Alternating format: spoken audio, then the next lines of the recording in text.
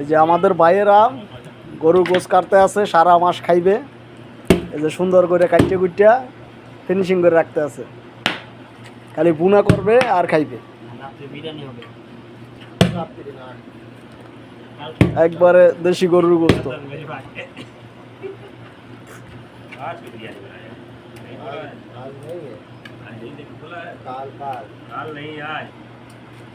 আর রাত্রে হবে বিরিয়ানি, সবার দাওয়াত।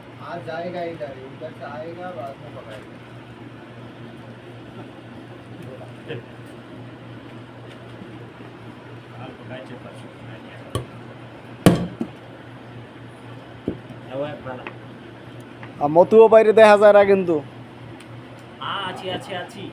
এইরকমের সবাই দেখতে হইব তো। মিজান ভাই তো গার ব্যাকা করে ওদিকে বইয়ে রয়েছে। এই যে হ্যাঁ ঠিক আছে। তোমরাও খায়ো একটু, হ্যাঁ তোমরাও খায়ো। আর হাশেম ভাই তো আলহামদুলিল্লাহ খালি কাটতেই আছে। এই যে কাতার সাইম ভাই পোষাইতেছে, শেষ করতে পারতেছে না কাটিয়া।